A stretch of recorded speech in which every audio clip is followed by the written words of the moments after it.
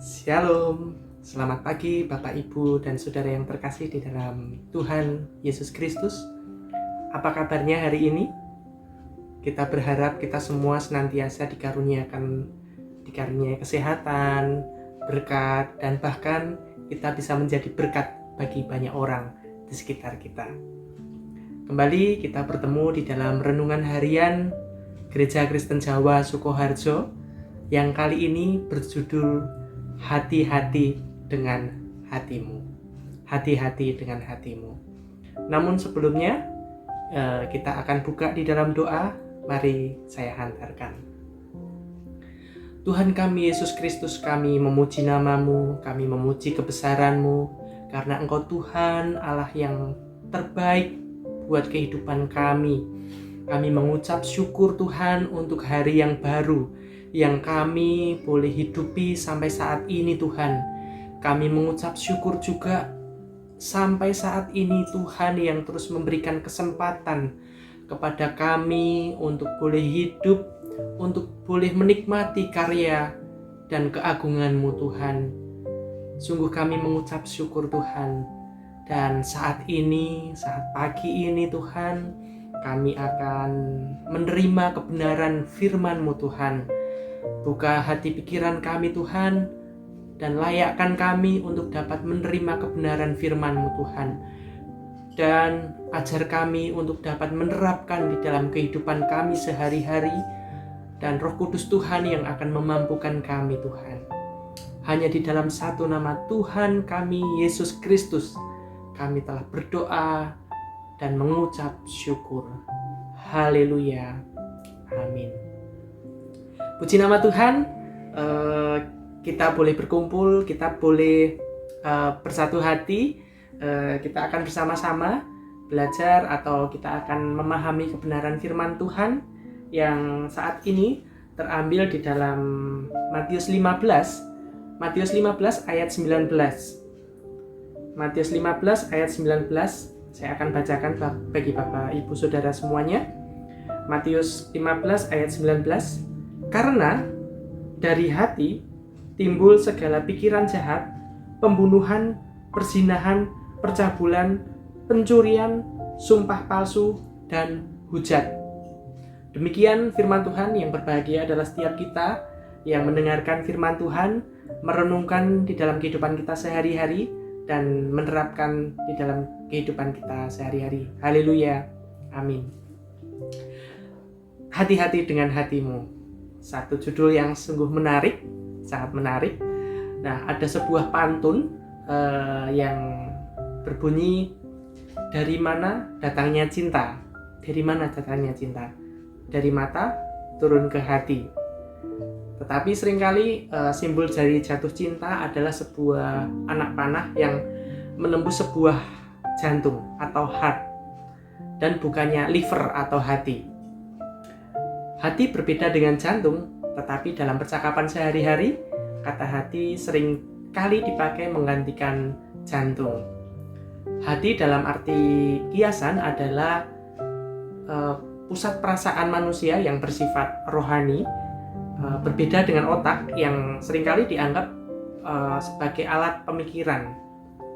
Seringkali jika seseorang ini mengalami kebingungan, atau saudara kita, teman kita, nasihat yang diberikan orang lain kepada kita adalah ikuti kata hatimu, follow your heart. Hati dianggap lebih murni dari otak dan mempunyai kesadaran yang lebih dalam mengenai hubungan antar manusia dengan sesamanya, manusia dengan Tuhan, dan hubungan manusia dengan alam semesta. Dengan hati juga manusia seolah bisa merasakan cinta, bisa merasakan kemarahan, sakit hati, dan kedamaian.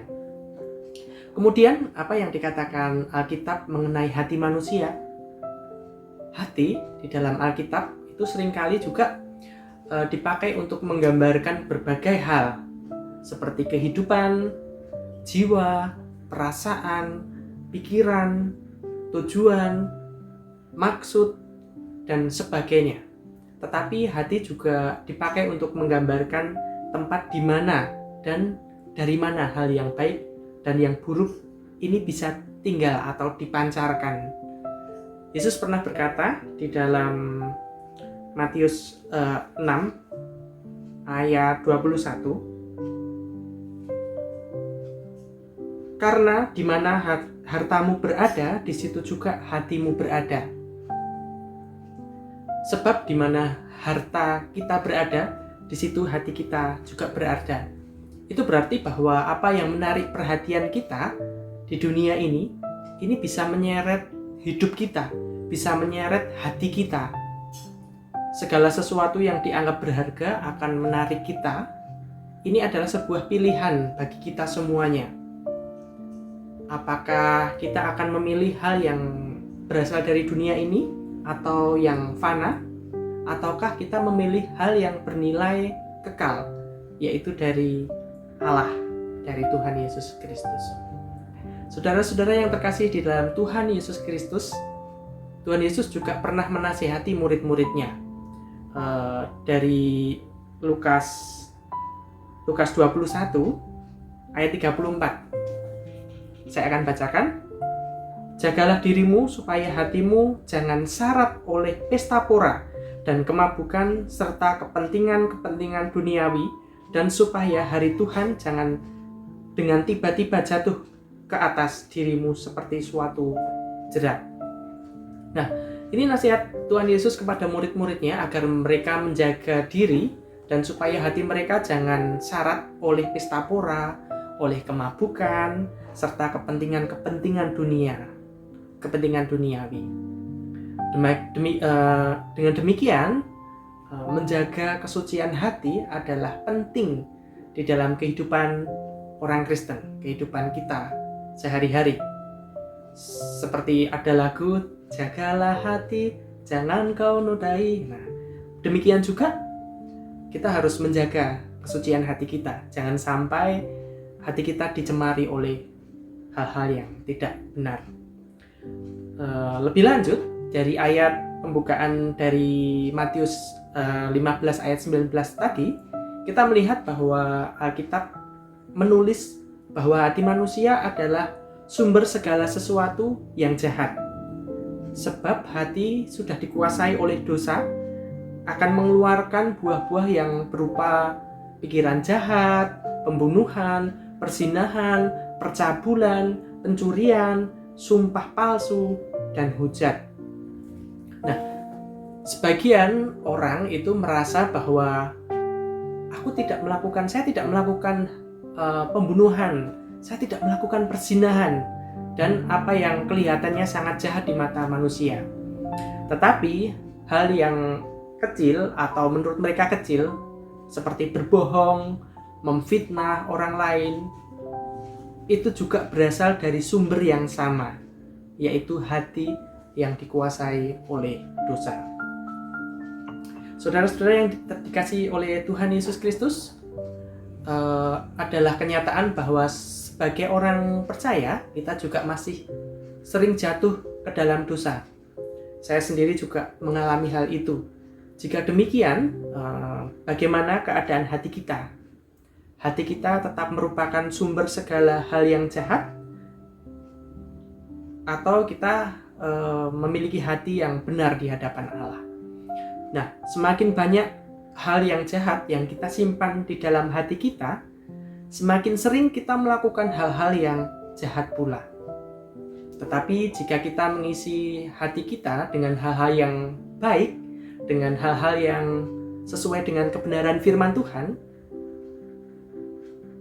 kita akan mengeluarkan dari hati kita hal-hal yang bisa memuliakan Allah, menyenangkan hati Allah.